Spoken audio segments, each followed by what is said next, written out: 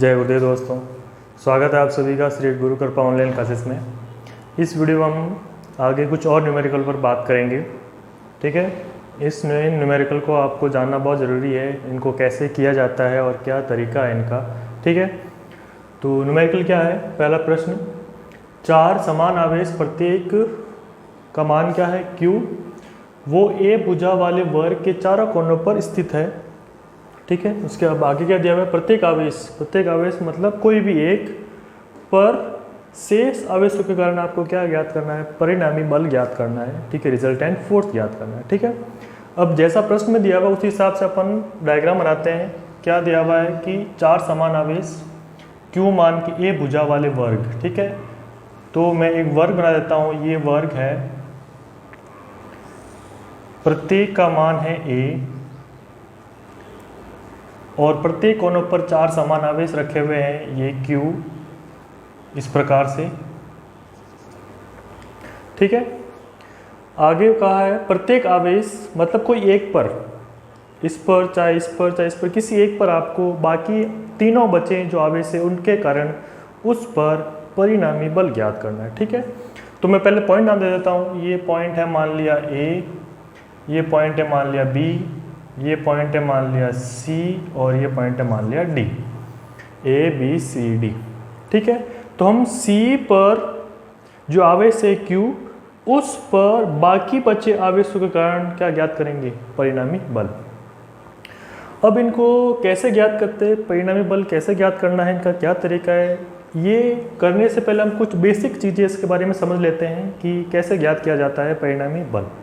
ठीक है, तो यहाँ देखो, जब एक आवेश और दूसरा आवेश यहाँ रखा हुआ है, ये Q1 है और ये Q2 है। ठीक है, आपको बोला जाए कि Q1 के कारण Q2 पर परिणामी बल ज्ञात कीजिए, तो आप सीधा ज्ञात कर सकते हैं कूलाम के नियम से। क्या आएगा? इनके बीच की दूरी सपोज मान लिया R है, तो आ जाएगा F = 1/4 pi epsilon nought Q1 Q2/R²। ठीक है, ये Q2 पर Q1 के कारण बल आ गया। ये भी कह सकते हैं कि Q2 के कारण Q1 पर ये बल है। ठीक है, ऐसे ज्ञात करते हैं। लेकिन यदि दो से अधिक आवेश आ जाए, बल ज़्यादा हो जाए, दो बल तो लग रहे हैं, इसका इसके ऊपर या इसके ऊपर, ठीक है, और आवेश आ जाए, तब क्या करें? तब क्या मेथड है उसका? तो उसको हम ज्ञात करते हैं किससे? अध्यारोपण के सिद्धांत से। अध्यारोपण के सिद्धांत से। ठीक है, कैसे? जैसे मान लो यहाँ पर आवेश है, ये आवेश मान लिया Q1 है। ठीक है, और इसके आसपास आवेश है, ये आवेश Q2, ये आवेश Q3 और ये आवेश सपोज Q4। आपको ज्ञात करना है Q1 पर इन तीनों के कारण परिणामी बल। ठीक है, तो पहले Q2 कारण बल होगा, वो ऐसे लगेगा, है ना, Q2 इसको ऐसे धकेलेगा, है ना, उसका नाम क्या होगा? F12, ये नाम होगा F12। 1 पर लग रहा है और 2 द्वारा लगाया जा रहा है ना। फिर ये 3 भी लगाएगा इसके ऊपर, ये 3 इस पर ऐसे लगा रहा है बल, इसके ऊपर क्या नाम होगा इसका? F13। 1 पर लग रहा है और 3 लगा रहा है। क्लियर? ये 2 फोर्स हो गए। फिर 4 भी लगा रहा है इसके ऊपर, तो ये 4 इस पर ऐसे फोर्स लगा रहा है इस प्रकार, तो ये हो जाएगा F14। क्लियर है? ठीक है, अब आपसे क्या पूछा गया है कि Q1 पर कुल परिणामी बल ज्ञात करो, है ना।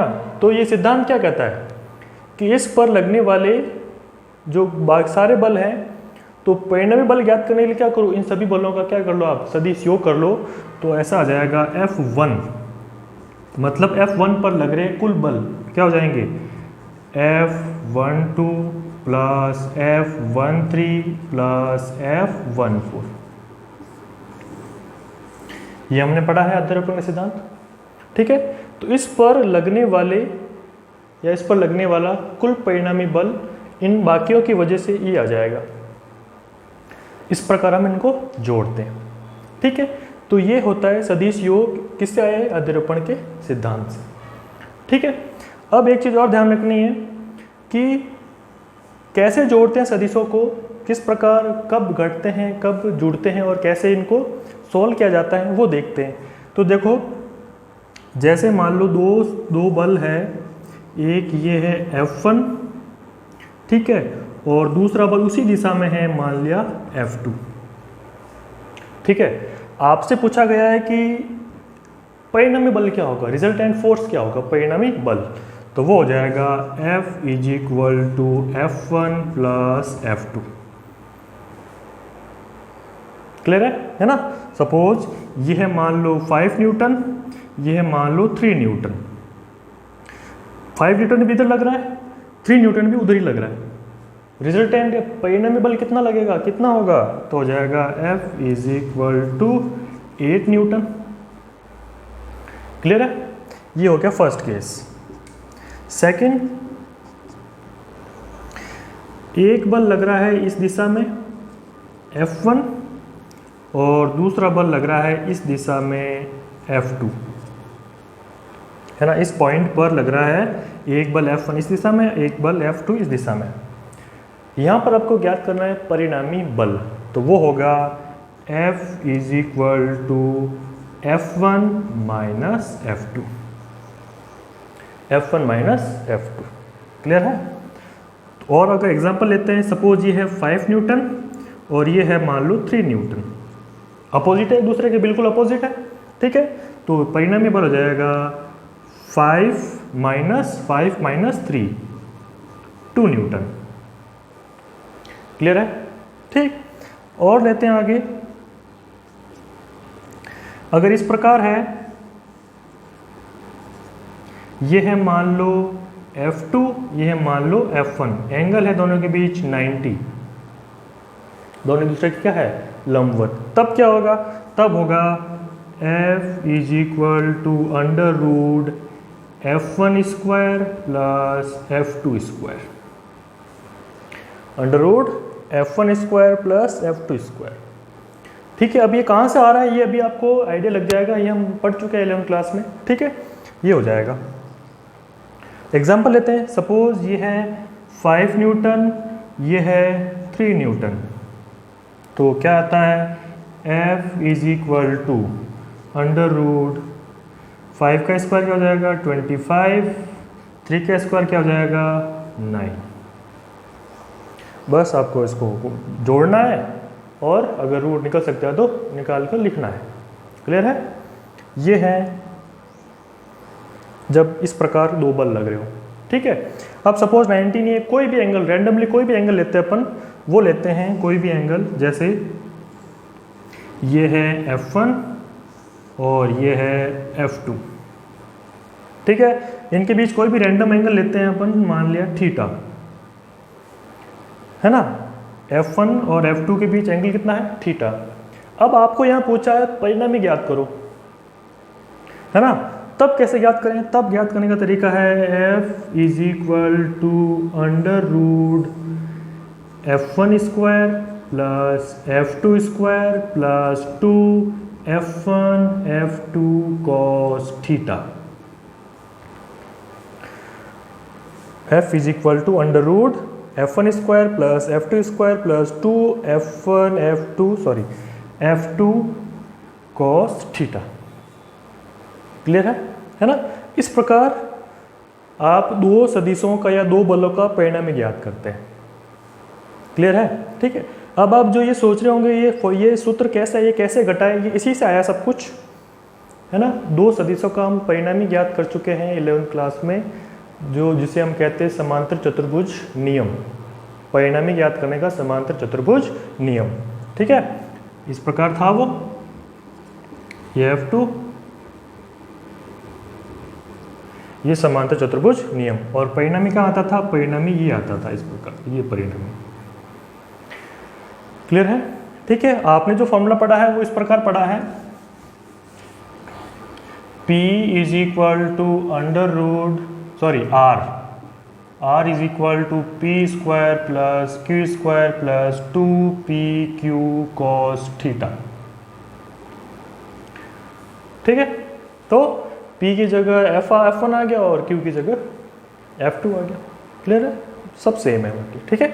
अब यहाँ देखो, अब इनकी वैल्यूज़ के हिसाब से थीटा के मान के हिसाब से फॉर्मूले बन रहे हैं। देखो जब थीटा 90 है, यहाँ रखो 90, cos 90 की वैल्यू 0, तो ये टर्म 0 बचा क्या, f1 square plus f2 square, f1 square plus f2 square मिल गया। ठीक, यहाँ आ जाओ, ये देखो एंगल कितना है दोनों के बीच, 180, 180 डिग्री, ठीक है। यहाँ रखो 180 डिग्री, तो जब 180 डिग्री रखेंगे तो इसका मान आएगा -1, cos 180 का मान क्या होता है, -1, ये आ जाएगा यहाँ माइनस। फिर जब इसको सॉल्व करेंगे तो आपके पास ये आएगा f1 माइनस f2।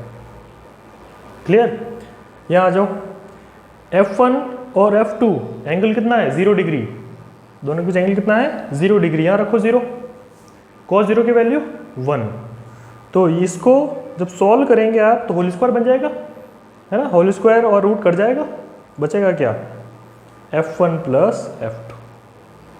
क्लियर है, तो इस प्रकार हम दो सदिशों का परिणामी ज्ञात करते हैं, ठीक है।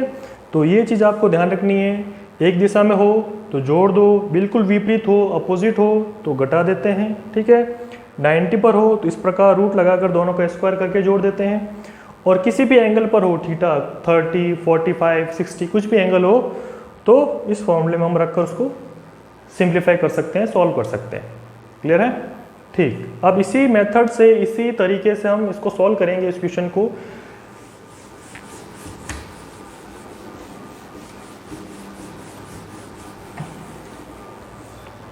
अब यहाँ देखिए, आपको इन तीनों की वजह से C पर परिणामी ज्ञात करना है, ठीक है। तो यहाँ देखिए बारी बारी से लेते हैं हम, ये Q,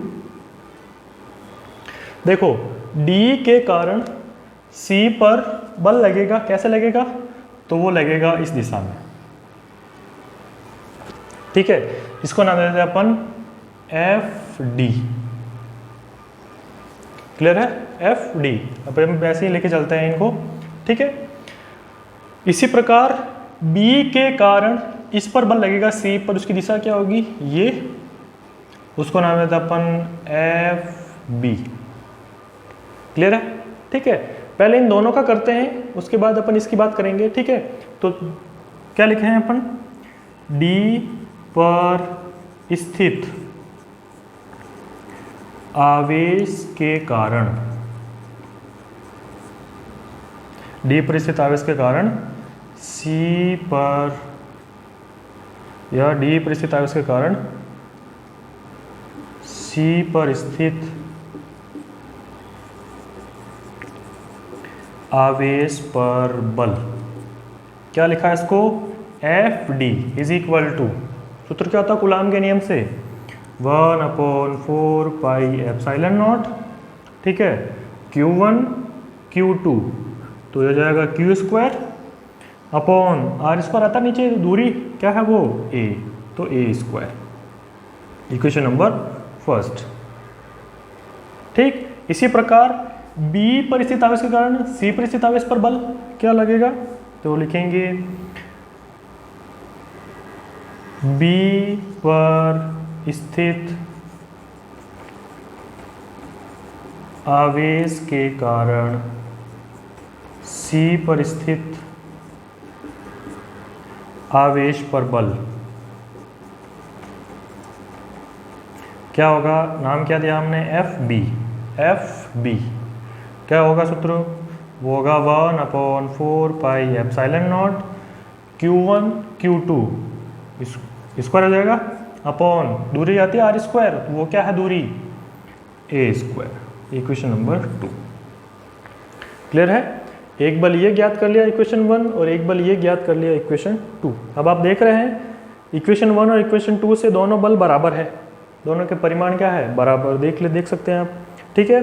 तो क्या लिखेंगे, समीकरण 1 व 2 से क्या लिख सकते हैं आप, FD बराबर FB, FD बराबर FB, दोनों के मान क्या है, बराबर। क्लियर, ठीक। अब आप यहां देखिए, एक बल लग रहा है FD इधर, और एक बल लग रहा है एफ बी इधर, है ना। अब आपको बी के कारण यहाँ पर जो लग रहा है बल एफ बी और डी के कारण यहाँ पर लग रहा है बल एफ डी, दोनों एक दिशा में तो नहीं है ना। इन दोनों के कारण आपको परिणामी ज्ञात करना सी पर। आपने अलग अलग तो ज्ञात कर लिया और ये भी देख लिया दोनों बराबर है, लेकिन एक दिशा में है क्या? नहीं, बिल्कुल एक दिशा में नहीं है। ठीक है, तो आपको इन दोनों की वजह से यहाँ पर परिणामी ज्ञात करना है। तो मैंने अभी परिणामी का सूत्र बताया आपको। ठीक है, अब यहाँ देखो आप, एंगल कितना दोनों के बीच? 90, है ना। एंगल कितना दोनों के बीच? 90। तो इन दोनों का परिणामी क्या हो जाएगा? ज्ञात कर सकते हो, है ना। तो क्या लिखेंगे? सी पर बी व डी के, सी पर बी व डी के कारण परिणामी बल, परिणामी बल क्या होगा? F इज इक्वल टू, सूत्र क्या लिखा? Under root F1 square plus F2 square था सूत्र, लेकिन यहाँ पर हमारे पास क्या है? FD और FB। तो लिखेंगे FD plus FB plus 2 FD FB cos theta. Clear है? ये परिणामी बल ज्ञात करने का सूत्र है ना। अब देखो एंगल कितना दोनों के बीच?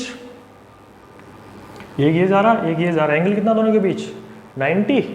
तो cos 90 की वैल्यू 0, तो ये पूरी टर्म क्या हो जाएगी? 0। क्लियर है? ये पूरी टर्म क्या हो जाएगी? 0, है ना।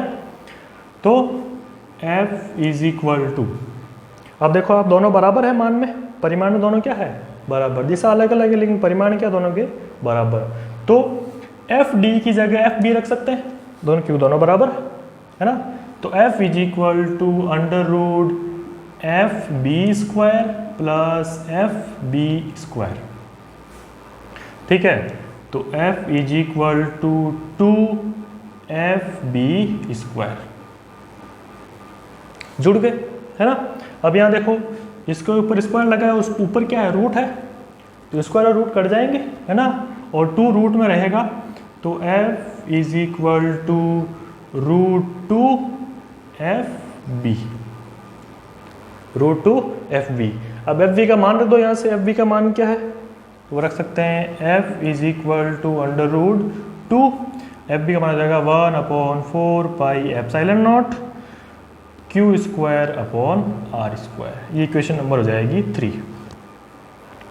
ठीक है, तो इसका और इसका परिणाम ये आ गया, और उसकी दिशा क्या होगी? ये दिशा। तो ये आ गया आपके पास F। क्लियर है ना। इन दोनों का परिणामी ये रहा। अब देखो, इसका और इसका दोनों का बल ये आ गया और दोनों का परिणामी ये आ गया। अब बचा कौन? ये। ठीक है, तो ये भी इस पर फोर्स लगाएगा, तो ये इस पर फोर्स लगा रहा है इस प्रकार से, ये इस पर फोर्स लगा रहा है ना। तो अब आपको इसकी वजह से इस पर फोर्स ज्ञात करना है, तो वो क्या आएगा? A पर स्थित आवेश के कारण C पर स्थित आवेश पर बल क्या आएगा? वो FA is equal to 1/4 pi epsilon nought Q1 Q2 गुणा हो रहे हैं, Q स्क्वायर हो जाएगा अपॉन R स्क्वायर, दोनों के बीच की दूरी। अब बताओ दूरी क्या है? देखो यहाँ तो A थी, यहाँ भी A थी, सीधा लिख दिया। यहाँ दूरी A थोड़ी है, दूरी A नहीं है। क्या है दूरी? तो देखो ज्ञात कर सकते हैं हम। ये विकर्ण है, वर्ग का विकर्ण है। ठीक है, ये आपके पास दिया हुआ है A, ये आपके पास दिया हुआ A, ये ज्ञात कर सकते हैं पाइथागोरस प्रमेय से। किससे? पाइथागोरस प्रमेय से। कैसे ज्ञात करें? तो आपको पता है कर्ण स्क्वायर बराबर आधार स्क्वायर प्लस लंब स्क्वायर, है ना।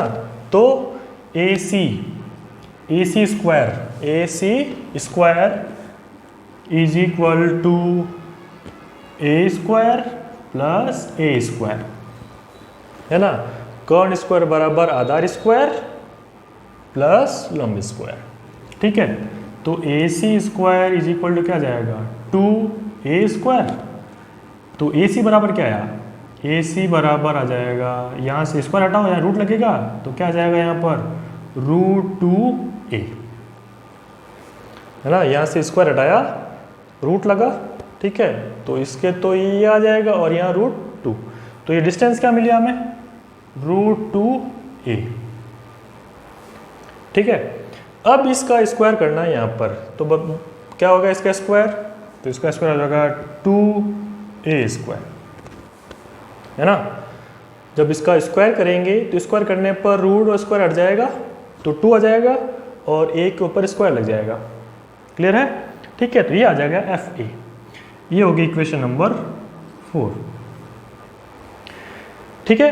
अब यहाँ देखो, इन दोनों का परिणामी ज्ञात कर चुके हैं, ये F और ये आ गया FA, है ना। इसका और इसका परिणामी है F और इसका जो बल लग रहा है वो इसी दिशा में है, सेम दिशा में है, FA, जो समीकरण 3 में है। अब आप मुझे बताइए C पर कुल परिणामी बल क्या होगा। तो अभी हमने इससे पहले बेसिक पढ़ा है क्या, कि C पर परिणामी बल क्या होगा, दोनों एक दिशा में हैं, दोनों सेम ही डायरेक्शन में हैं। क्या कर दें, इनको घटाएं जोड़ें तो आंसर मिलेगा, क्या करें हम इसको जोड़ दें, है ना। तो क्या लिखेंगे, C पर कुल परिणामी बल, C पर कुल परिणामी बल क्या हो जाएगा, FC is equal to F plus FA। F तो ये इन दोनों का कंबाइंड है, परिणामी है, और A इसकी वजह से ये, क्लियर है, दोनों एक ही दिशा में है ना। तो C पर कुल परिणामी बल क्या हो जाएगा, FC is equal to F plus FA, ठीक है। तो इन दोनों के मान याद तो आप, तो क्या आ जाएगा, FC is equal to F की value √2 1/4 pi epsilon not Q square upon, sorry यहाँ R स्क्वायर नहीं है, यहाँ क्या है, A स्क्वायर है, ठीक है। A स्क्वायर प्लस FA की value 1/4 pi epsilon not Q square upon 2A square. ये आपने समीकरण 3 और 4 से यहाँ वैल्यू रख दी, ठीक है। अब आगे सॉल्व करते हैं इनको। देखो जो कॉमन आ रहा है उनको कॉमन ले लो, तो FC is equal to 1/4 pi epsilon not Q square upon A square, common आ रहा है दोनों में से, है ना। ये पूरी जो चीज़ है वो कॉमन आ रही है, और बच क्या रहा है, अंदर बच रहा है √2 प्लस यहाँ बच रहा है 1/2, ठीक है। ये आ जाएगा हमारा फाइनल आंसर।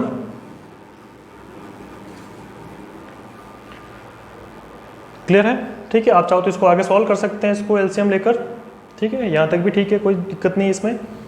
तो इस C पर जो आवेश है Q, उस पर परिणामी बल ज्ञात हो, आ गया हमारे पास उसका फॉर्मूला, उसका मान आ गया, ठीक है। अब आप यही पूरा सिस्टम तरीका यहाँ करोगे तब भी मान वही आएगा, यहाँ करोगे तब भी मान वही आएगा, ठीक है। ये अपने ऊपर है कि हम कौन सा आवेश चूज करें, उसके हिसाब से अपन काम करें, ठीक है। क्योंकि चारों आवेशों के परिमाण बराबर है और वर्ग हैं तो दूरियां भी सबके लिए सेम होगी, ठीक है।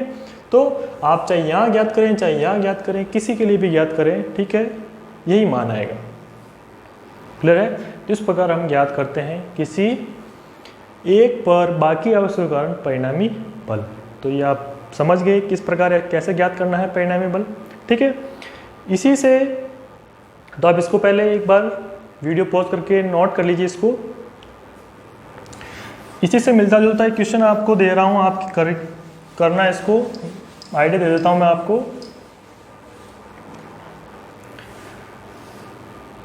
एक समबाहु त्रिभुज दिया हुआ है, ठीक है। समबाहु त्रिभुज मतलब, और उसकी जो भुजा है, उसकी जो दूरी है वो क्या दे रखी है, ए दे रखी है, ठीक है।